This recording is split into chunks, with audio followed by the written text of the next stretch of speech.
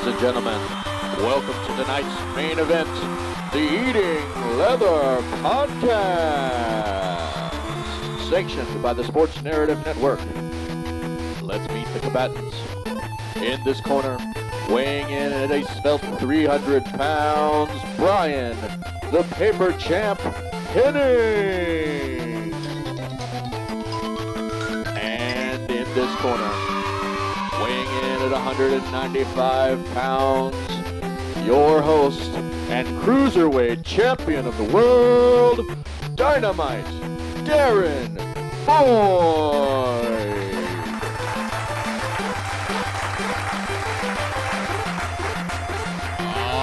Yes, thank you for joining us for another fine episode of the Eating Leather Podcast. My name is Jeff Bowers. I am the producer of this fun little show, and we have another amazing guest for you, of course, as we always do here at the Eating Leather Podcast. Find us at youtube.com/thesportsnarrative, by the way, and of course on the X, the Eating Leather Pod is the place to go.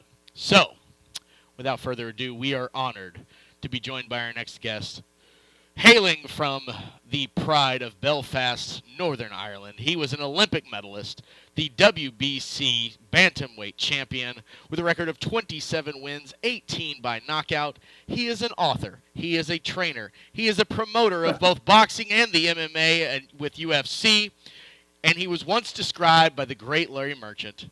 If you look in the dictionary under tough Irishman, you will see a picture of Wayne McCullough. Ladies and gentlemen, boys and girls, you will never walk alone. Entering the ring, Wayne Pocket Rocket McCullough. What's up, my man? Thank you. I love that introduction. Unbelievable. Oh, thank you, You'll sir. never walk alone. You'll never walk alone. That's right. That's right. Hey, looking pretty good this year. I didn't expect much, but man, it's looking good so far. Love it. Yes, they are. Look at that. They're looking great. Oh, I love it. I love it. So, yes, in fact, as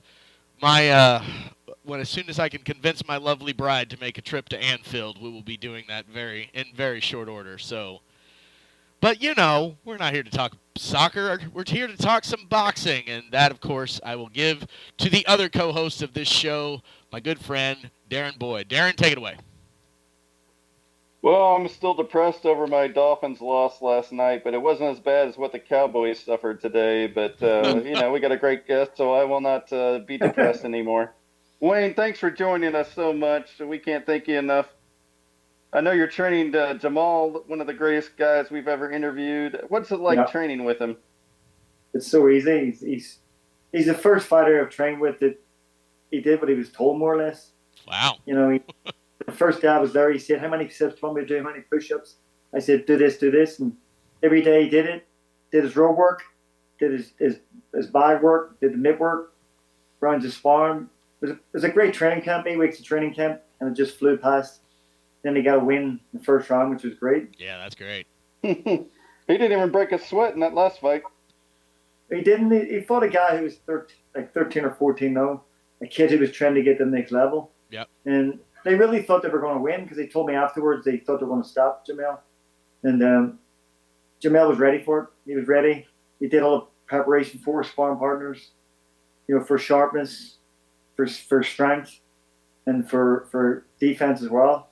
And I say the training camp was fantastic, and he broke the guy's rib and broke his nose in the first round. Wow. Ooh. Yeah, Darren, I have to say, we have to thank you, Wayne, because you kept our record intact. Every fighter that we've had on the Eating Leather Pod has won his next fight out. So thank you for keeping the record going. Well, it wasn't me, it was Jamal. So. Well, good point. And our female fighter, the official female fighter of our show, Shay Metcalf, has also won her last fight and is getting ready to fight for a title again, too. So we're excited about that.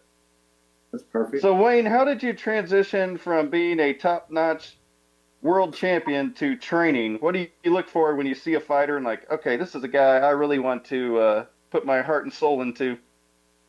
Or girl? I was trained by the great late Eddie Futch. He trained 20 world champions, like the Joe Frazier, the modern day, the Riddick Bowe. And I was his last world champion. Oh, wow. He taught me so much about, the fundamentals of boxing, the sweet science. A lot of people don't know what the sweet science is, but, it's not just about punching, it's about defense. And he taught me the art of defense and, how to slip, block, or catch a shot. And without getting hit on the chin, not catching, it's how to catch with a punch, catch, slip, or roll. And it was all down to him that made me want to become a trainer.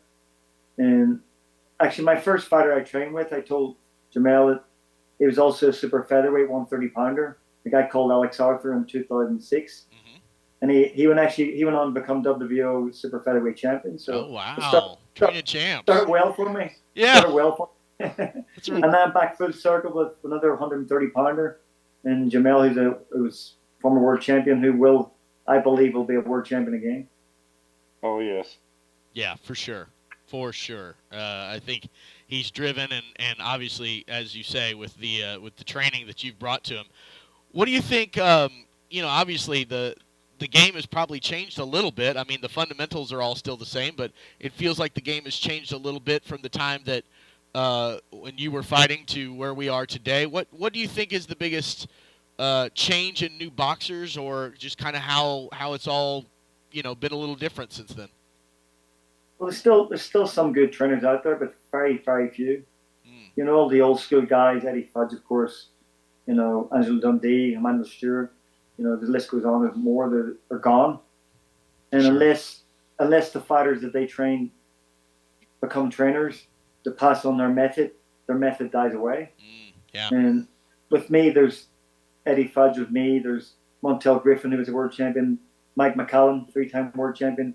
We're the school of Eddie Fudge, and we're trainers that teach that method. The minute defense, I keep saying defense, but I was aggressive, but I knew how to catch a roll or slip the shot to take the impact off and get close to guys you could punch and then break their heart. Mm-hmm. And today it's all they don't. I see trainers, modern day ones, that don't teach defense, and they've got some good fighters, and they're making money from the get go. And they haven't built the foundation. I would say you have to build a foundation first. And, I would say in my career, I never took the shortcut. I took the scenic route. I took a little bit longer, but it was beautiful. Absolutely. Darren? Yeah, we're going to Detroit to cover the NFL draft for other media obligation, and we're going to go visit with Bronco McCart, if you remember him, and he's taking us to the Kronk Gym. Yes, he is. Say hello to him from me. I talked to him about 2 years ago on the phone. We were talking on the phone. Great fighter. He was a tough man. Real tough. He still is. He's apparently selling houses now. So you know how tough that business can be these days. And I think he's bigger now. I think he muscled up a little bit too, I think. Oh, there you have it. Yeah, absolutely. Well, he's got a great sunglasses collection, so I'm going to have to buy some sunglasses when I go to Detroit. I promise. Send me a pair. Yeah, we'll definitely do that. We'll tell him to send you a pair for sure, 100%. Darren?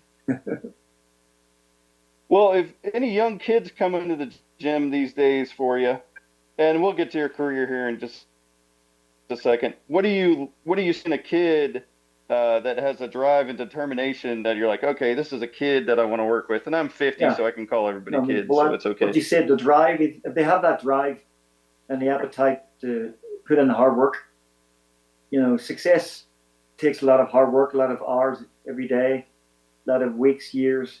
You have to just build the foundation, and to get to the top is tough.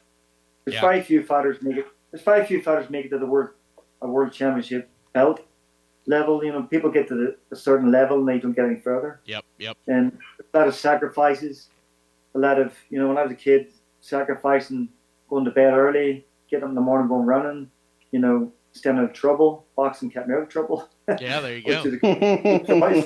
And you have to make them sacrifices. But a lot of young kids who are teenagers and early 20s don't want to make the sacrifices, and then when they're 40, they'll think, well, I should have did this and should have did that, but it's too late. You know what I mean? You gotta sacrifice that window. That window could be 5 or 10 years. That's it. And to make the championship level or world championship, and you might miss that window. And if you miss that, you can't look back and say, could have, should have, would have. You have to say I did everything possible to try to get where I wanted to go, and I did it.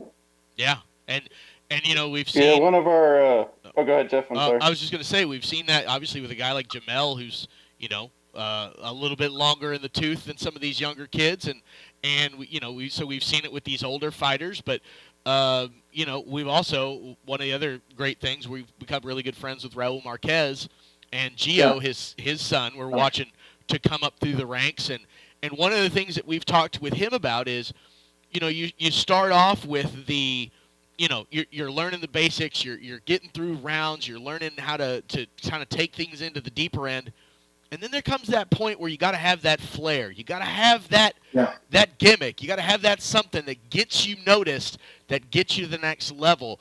For you, well, I would say, what was that for you? And then what would, like, when you have those fighters, like, what's the point when you start saying, okay, let's jazz this up a little bit, kind of thing? Well, Raul's a great man. We were on the same Olympic team. Yeah. Back in '92. When the fighters into my gym, if they want it, if they don't want it, you know what I mean? Mm-hmm. That if you want to be a world champion, or even if you want to become like a USBA or NABF champion as well, there's no shame in that. It's to put you in the top 10 of the world. And, if they have that passion to do what they're told, that's a problem today. I think a lot of these top fighters in the world are picking the coach and they're more or less telling the coach what to do. It's like me leaving Ireland to come to any fight. She picked me. Yeah. I wasn't going to say, wait till I get to Las Vegas. I'm going to go on a week's trial run, and then we'll see if we work out together. Right. But I see, fighters are going around and say, well, they're going to pick and choose the trainer. I'm like, I wouldn't want to train somebody like that because why? Exactly. Yeah. When Jamel came to me, we were on the phone conversation talking about another kid from Scotland, and him and JC, his manager, would come on and said, Jamel's making a comeback, and I just said, my Irish sense of humor, you should be here. And he's like, actually, we're on to ask you if you would train me. And I was like, do you still want it? He's like, yep. I said, well, absolutely. I'll give you 100% of me. And I was shocked that I was picking him. He wasn't picking me. I mean, he asked me what I do. He wasn't saying to me, I'll give you a trial run for 2 weeks. Right. Then we clicked right away, and I say it was a good relationship. And as I say, I keep saying, I know he will. He'll be a world champion again. Absolutely. Well, we've seen that here in Dallas with Earl Spence. When he first came up, he was a very humble. He trained with Derek James, very diligent. Then started hanging out with the wrong individuals. Had this public record, so I can say it. Had those car wrecks. And was Jeff and I were covering a fight for Lou DiBella in Frisco, and we watched the Spence Crawford fight, and he got destroyed. So you can really see, and he's never been back since. He had another eye surgery, so you can really see, okay, this, is this Apollo Creed, or is this a real guy like Jamal's going to be in the gym every day? Well, I'll say the same thing I said to Jamel on the phone. He needs to be here. Yeah, no kidding. I'll teach him defense, and you know what? If you learn defense, it could be a different ball game when he fights Crawford again. But if he doesn't, Crawford beats him easier the next time. Yeah. Oh, I agree. And it's that kind of beating takes so much out of a fighter too. Is he, at his age, is he ever going to rebound to be a top level fighter? Is another thing we always question. Well, I really think he could if he does the right things. If he doesn't do the right things, he's going to be he's done. He's completely done. And he's at this point where he needs to make that decision, and he just can't go to the flavor of the month coach. He's got to go to a coach that's going to give him 100% and teach him defense. Yeah. And then after that, so he needs to go to you then. Well, I really believe if he came here, I know I could help him. I really do. I really believe that. Well, we'll give him your number. I told Jamel knows him too, so I said tell him to be here. There you go. My gym is private here. I've got a private gym at my home. It's a small gym, but it's everything you need. And Jamel loved the fact that it was just right here for him. All right. If we make this happen, that on this show, then see a little bit of finder's fee. We're in good shape. We'll go to Anfield. We'll go to Anfield together. Perfect. I'm all in. Man, and apparently that's the place to be. You need to be here, as Wayne keeps saying. Yeah. So Wayne will just show up Darren will sleep on your couch. We'll be fine. This will be so much fun. Let's go. Let's go. Man, Go. let's go. Let's mix it up. Oh, and Wayne, speaking of, a long-standing tradition here on the Eating Leather podcast is that I have continuously challenged Jake Paul to a fight anytime he wants it.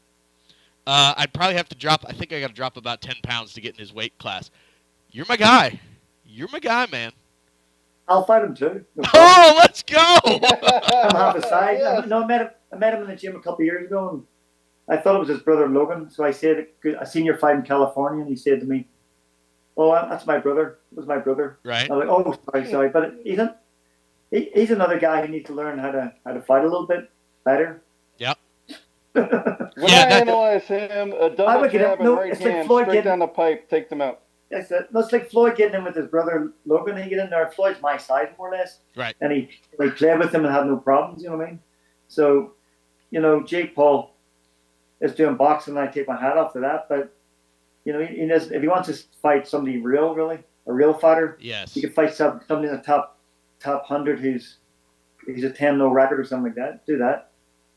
And that's kind of what, it's a mixed bag because it brings eyeballs, it brings the promotion, and you know all about that from doing the stuff with UFC and all of that, and eyeballs are the big thing. So you got to have the people, as we talked about with the flair and all of that, but also it's not great product. He's just kind of fighting guys that he knows he can beat now after he took his one loss, and hey, they're getting a payday. I'll take that all day, but like you said, I think it's not really advancing the sweet science. It's advancing the sport, but not really advancing the game. And I think that's always just been my biggest problem with it. It's why we all kind of look at it like like a sideshow. But like I said, if I ever get the chance, you're my first call. I'm here for you. No, I think it's great for boxing. They bring that different audience over, but that audience might leave with him if he goes somewhere else. His brother's not in the wrestling, so them fans are different type of fans. But he's bringing attention to boxing. But he always points a finger to UFC, saying they're not getting paid enough money. But there's no UFC have a minimum wage for their fighters on the card, which is 14. Yeah. I think it's 14 grand. But you double that if you win. You get a bonus too. Boxing doesn't even have a minimum. Right. You can fight in Tijuana for free. So if you're fighting in boxing, help boxing get a minimum first before you go to point the finger. But I know he always gets a rise out of Dana about that. That's why they do it. Yeah, for sure. I mean, are you in favor of having a boxing union by chance? Yeah, I've been in favor of that for the last 20 years. But nice. Nobody seems to want to get right in there, deep into it, and get it done. Fighters should have pensions. They don't have them. It should have happened 40, 50 years ago. And unfortunately, even taking $50 out of small purses can help a fighter in the future if he's got nothing. And it's probably 75% of fighters end up with nothing in the end. Wow. And then they try to get a job, and they can't do the job because of no experience. And and then there's no after boxing unless you put some money away. What do you do? You can't. It's tough for a lot of fighters who end up probably on drugs or drink, and then they're dead. Yeah, for sure. We're also friends with Kenzie Morrison, and kind of that he's just a guy that's out there struggling, and he's got to do a regular job, but he gets back there in the ring, and he's like you say, willing to take on anybody for basically any amount of money. That's great, and I'm also a member of the Teamsters, so maybe I'll call up the Brotherhood, see if we can't get him in there, man. You need somebody tough like yourself to win there and do it, because people been trying over the years and it never happened. And I don't know what the block is, but money. It's the There's money in boxing. When it comes to a big, massive fight, you go to Conor McGregor versus Floyd. That generated $1 billion around the globe. Yeah. So boxing can generate money. Big fights generate money, and the small cards can put a percentage in as well. Yeah, 100%. It's happened. My first and third fights were in California, and they took part of my purse out. The small purse was back then, but they took part of it for a pension, which I thought was good. Right. And then 5 or 10 years later, they give me the money back because it didn't work. Wow. And I was thinking, if they take it out of your purse, you don't see it gone. Right. So, right. But then something must have happened with her. And right now, at this minute, they're actually giving money back to the people who put money into it. So, but there's no pension. You want some security in the future. Yeah, and don't have that. And we've seen it from the guys that make all the money, whether it's Tyson, whether it's Floyd, Mayweather, and all those guys. Yeah. Like, man, they just blow through those millions like it's going out of style, and the next thing you know, man, it's like you say, all that money's gone, and you don't know what to do. So it's wild that. Like you said, that I think the problem is that when you have the infrastructure, well, then you'd have to be transparent, and we all know those promoter guys, they don't want to be transparent. That's the last thing in the world. The bad ones, right? I mean, we're good friends with Lou DiBella and all that, but they're not all bad. But we're products. Boxers are products. Yeah. When the sell by date's gone, then somebody else is coming along. So that it's like a grocery item passing by, another one comes by. When your time's up to make money, then somebody else comes along. And then you may sort of push to the side a little bit, because if you haven't made money, there's no money coming for you from anywhere. Do you think that's something that could come from like the top down? Do you think that could come from like the WBC and the WBA, the sanctioning bodies, or is that something that has to kind of bottom up, come from the fighters themselves or from the promoters getting together and making it happen? Well, the WBC is actually the only organization that does give fighters who have struggled. They give them a small pension. Nice. And they've been doing that for years. Wow. But it has to come from the top. It has to come from the big fighters like even Golden Boy, who De La Hoya was a fighter, now he's a promoter for years. Floyd's a promoter, and they're boxers, but they've made their money, so they're not worried about the smaller guys. So if they come out, if De La Hoya and Floyd come out and said tomorrow we're going to start a pension for all fighters, they could do it. Yeah. They could do it, but I think it'll take somebody like them to stand up and do it before Olivia get rolled again. Otherwise, it'll never happen. Fascinating. I really believe that. Well, I see that shiny WBC belt there right behind you. Darren, why don't we ask him a little bit about that? Well, you just came back from Ireland, and I saw that belt everywhere. Tell us about your Ireland trip. Well, this belt is actually the first WBC belt in Irish history. I'm the first WBC champion in Irish history. Amazing. Not just part, the whole of the history of the sport. I'm the first one. I always wanted, when I was 15 years old, I told my friends I was going to be WBC champion, and that was a little pipe dream then, but I did the hard work, got the Olympics, got the medal, and then I got the WBC belt, and I'm still the only male to win the WBC belt. Katie Taylor has won the belt since, so won it. But I wanted to give back to the people of Ireland because I'm from Belfast. Yep. And I want to give a belt to the city, so I give one to the Lord Mayor of Belfast for the people. And then I went to Dublin and give the Lord Mayor of Dublin a belt for the people of Dublin, because I fought most of my amateur career in Dublin.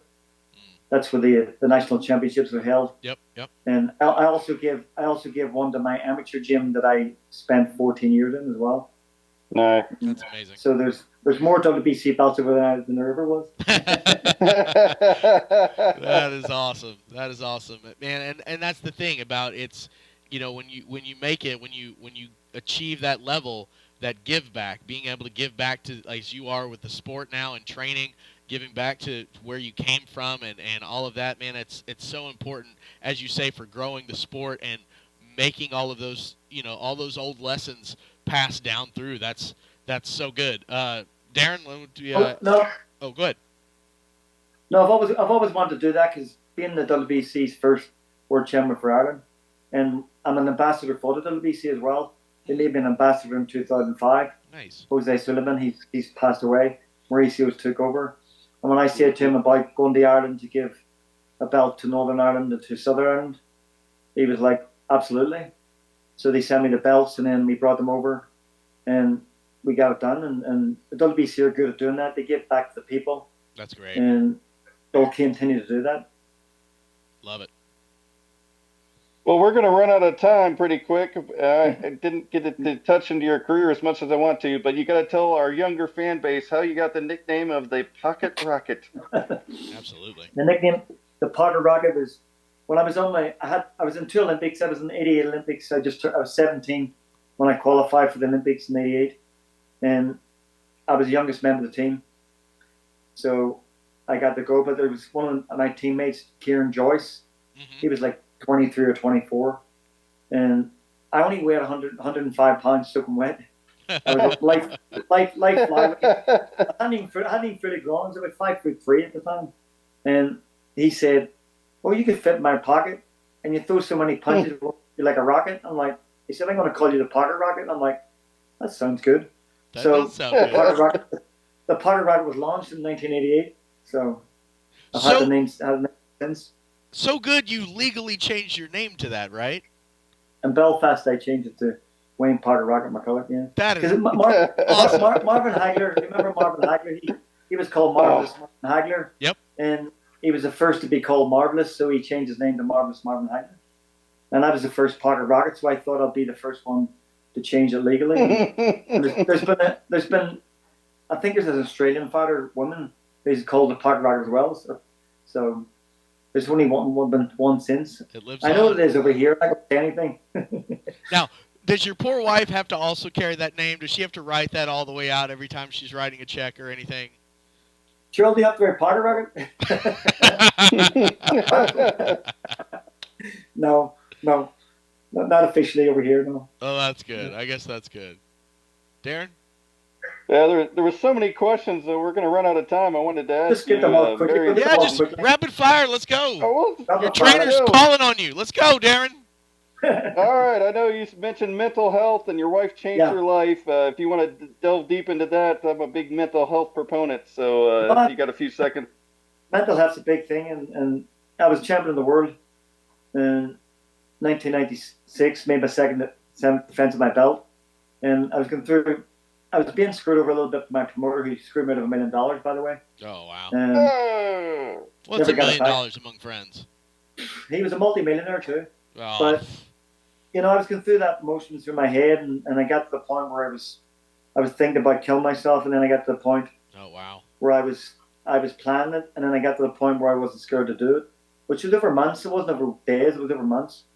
And then one night I was waiting. My wife sleeps, when she goes to bed at night, she sleeps pretty hard. Mm-hmm. And I waited till like 2 or 3 in the morning, I remember. And there was a beam in my living room where I was focused on putting 2 leather jump ropes over it, and taking my life. And that night my life was going to be took, because she doesn't wake up. But I've got good faith in God, believe me. But I'm saying, I hope that rope's in my hand. And my wife, for some reason, she walked out, and she never wakes up. But it saved my life that night. It really did. And it's a daily battle. I got help after that, but it's not like you're 100% cured overnight. Right. That's it. It's a lifelong battle, and say that I shouldn't have been here, and I believe God sent her out to save my life that night, and to help other people as well. Amen. And I've helped a lot of people. When they read, they think you were world champion. You had everything. You had this. You had that. I said, I had a home, had cars. Yeah, I did, but championship belt doesn't mean nothing. Yeah. I was taking my life that night, no matter what. Yeah. And my wife, she woke up and came out, and she never wakes up. Believe me, never does. Wow. And if that's not real, then nothing is really. Wow. But that's exactly, as you say, it's so hard for these younger kids when you feel like you peaked. You're the champ. You've attained that level, and then when you're not there anymore, and you may never get back there, and absolutely that it's that. But understanding that life is so much more like that. What you do now and the help that you give to others now, whether it's in the gym, in life, with your wife, whatever it may, that is 1,000,000 times more valuable than that gold belt that's right behind you. And that's the thing I think that, we lose somewhere along the way. And man, I think you're a living testament to it. And thank you for sharing that, for sure. No, I think people, when you have the likes of this, and an Olympic medal, Yep. they think you're happy and you've got everything, and how can you be depressed? How can you have mental health issues? They don't realize it's not about what you have, or how many cars you have, or this, that, and the other. Your mind's a strange place, and it's, people know even Tyson Fury's talked about mental health as well. He has. So a lot of people have talked about it, and a lot of people don't realize. I never really talked about it. It was '96, and when I described what I was going to do, I had the rope to kill myself. A lot of people haven't went that far. I was doing it that night, and that was the end of it. Yeah. I got to the point that night where I wasn't scared to do it, and that was the scariest point of doing it. 100%. So. Well, no, Wayne, you'll never walk alone. So I love that. I love that, Sam. Yeah, exactly. Okay, so I wanted to ask a couple of actual boxing questions. We'll lighten the mood a little bit. Okay, so one of the things I always ask the fighters, and this is, I think, you being so tough and you had such an amazing chin in a fight. When you were going into a fight with a guy that you knew had some power, did you want to, not exactly feel it, obviously you don't want to take one on the chin right off the bat, right? But did you want to feel what he's got or whatnot, or were you just absolutely let me wear this dude down first and then figure that out? No, I think when I fought Lex and Nazim Hamed, I stepped up 2 divisions, and he had knocked out 18 guys in a row at championship level. Yeah. But Great I knew, fight, by the way. I knew, I really believed I won that night. The referee that night thought I won the fight. The referee did. It was a few of my fights I should have got the nod, but I didn't. Yep. I fought against the corporate, but to get into that fight, I told myself he could hit hard. And I told my mind he's going to hit hard. I wasn't going to think this guy can't hit, he can't punch. But I told him in the press conference, the only thing I said to him in the press conference was, I said, as soon as you hit me, you're going to run from me. And he was convinced in his mind he was going to knock me out in the 3rd round, 2 minutes, 30-something seconds. But I just kept saying to him, as soon as you hit me, you're going to run. Yeah. And I remember the first time he hit me, I think at the end of the 1st round, he hit me a clean shot, and I went and got to him. And when I did that to him, he's thinking, you should be falling over. Yeah. Everybody else hit in 18 fights before that fell over. Absolutely. And then after that, he ran for 12 rounds. And you can't run the fight and get the decision, but he did. It's the corporate. And he was the HBO fighter. He was the Sky TV fighter. Signed a big contract with him. And I wasn't disappointed because I knew I would have had to knock him out to get a draw. That's how bad it was going to be getting there. So I wasn't disappointed. And he never got me a rematch either. So, we just saw that in the latest Fury fight over there in Dubai, that he absolutely ran and held every second of that fight because he wanted no piece of that guy. And he got the decision because money. Ngannou, in my view, Ngannou won the fight. Absolutely.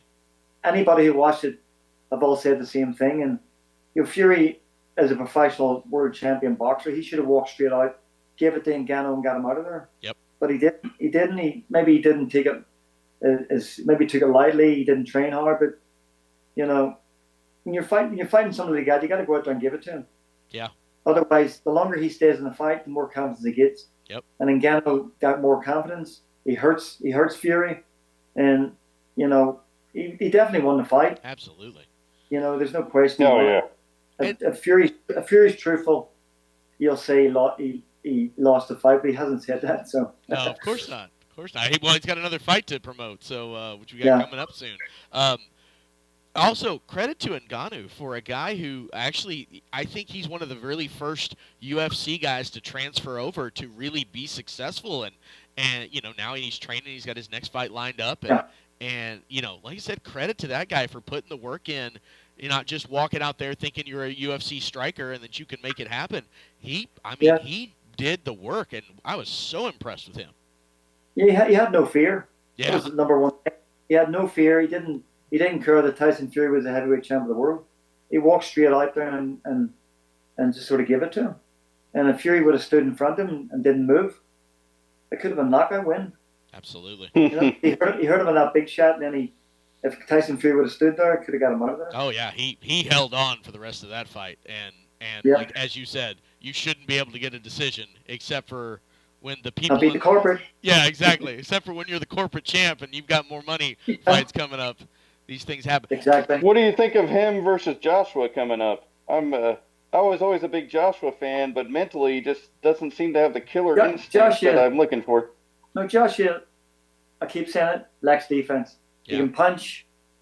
He's a bit robotic. He can get a little bit more foot movement, but defense is his number one thing.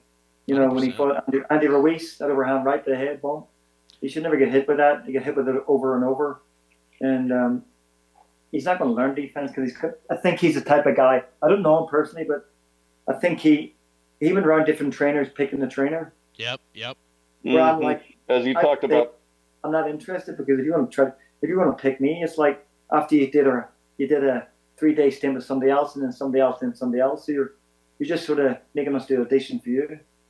You know, if you want to come to somebody who knows something, then come to somebody who knows something. But just don't go to the flavor of the month. You know what I mean? Exactly. You know, and it's fascinating too that you keep talking about defense, and it's why I'm sure all of your fighters are going to be massively successful. And we're coming out of that era, where we watched one of the greatest defensive fighters of all time in Floyd Mayweather, run through all of that stuff. It's so crazy to think that all of these kids who should have been looking up to Mayweather seem to be, like, as you say, defense seems to be the coin of the realm, and that not a lot of these kids have that. No, what they try to do is, Floyd, I know Floyd really well. We've sparred with each other and everything. And he's defensively, in my view, he's the best defensive fighter in history. There's no question about that. 100%. The best defensive fighter, whatever. But other guys try to copy it. When he does this stuff up in the air, they try to imitate him instead of trying to take different things. You can take different things from different fighters. Don't try to be a clone of them. We're all different styles. And the kids try to imitate him, and they do this instead of doing this. And then they get cracked up the head. And there hasn't been another successful fighter really from that style since Floyd. And Floyd was doing it when he was 2 or 3 years old. You know what I mean? Yeah. And I teach the cross guard style, but you go back to Joe Frazier, that style. You go back to even Jack Johnson. I was going to say, They were stuff catching and moving their head. But the trainers today are doing this, like this, and like this, where they're leaving this open down the middle. So if you jab like this, it's open. But if you jab like this, then you're going to catch this or this or this. And I had that style, going aggressive fighter like me, going forward. I did have a good chin. I must say I had a good chin. But yes, you did. I could take the impact off the shot and block it, the head or body. And people didn't see that. They just seen one big shot you get hit with, Now, do you think that we should just give all of these fighters a lot of Guinness when they're young, and that'll give them that strong chin? Is that how you got yours? Is that how they work? The funny thing about Guinness, back in the old days, not the old days, even the 40s and 50s, 60s, anybody with low blood, when they went to hospital, they give them a pint of Guinness in the hospital. That's not an Irish joke, but they only give you one, not 10 pints. Just one. Yeah. Just one. You can have just one. It's like Doritos. The Irish can go to the pub and have 20 pints. Well, Wayne, we are definitely going to have to tip a Guinness at some point, my friend. The next time we cross paths, for sure. No problem. Darren? It's a pleasure talking to you. This interview went in total different direction than I thought it was going to, but next time we'll get you back on, and we'll get to talk in depth of your career. I'm blown away. The truth is, my career as a professional, I wouldn't have been a world champion without Eddie Fudge. Yeah. People say you had Olympic medal and stuff. I said, no, I had a coach back in the amateurs, Harry Robinson. He's since passed away. He was my coach for 14 years. But he was always there for me. But when I went to Eddie Fudge, it was different. He started teaching me things and calling shots on the mitts, 1-2, block roll, slip roll. Yep. And we had a coach at the Olympics and the Commonwealth Games. I had Nicholas Cruz Hernandez, a Cuban coach. Mm-hmm. And he was our coach for the Olympics in '92. And we won a gold and a silver in one Olympics in boxing. And we hadn't did that for like 30-some years. And Nicholas Cruz Hernandez was the Irish coach then, and he's not today, but he should be. But when he was the one who started me learning defense and moving around, and then when I came to Eddie Fudge, it was like going from the Irish League to the Premier League. There you go. You know? There you go. Yeah, it's a little bit of a step up there. Big step. Irish League players are good players and make a living. Yeah. But the Premier League, where everybody wants to be. 100%. And that for me, that was going to, when Eddie Fudge, at 82 years old, picked me from the Olympics and said he would take me on. I was like so starstruck and like he's going to take me on. I was like, what? Eddie Fudge is going to train me? I'm like, wow. I was so took back, and he wasn't just a great coach. He was a great human being as well. He didn't care about the money. He cared about the person, and that showed in different fights with other fighters. He didn't worry about the money. He walked away from fighters who were making big money because they didn't listen to him.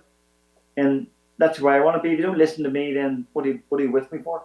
Right. I want to be that type of coach. Eddie, in my gym in my garage here, the picture in the wall is a picture of Eddie Fudge overlooking the gym. Oh, that's great. You know, I'll always be there. And he gave me a letter out of all the champions he had. He gave me a signed letter about being a coach someday, and a 1938 Golden Gloves pin. And when he gave it to me, I was like, so what? He gave it to me. Out of all his fighters he had and champions, I'm the only one. He said I was close to him until he passed away, and he's the only one he gave a letter to. That's amazing.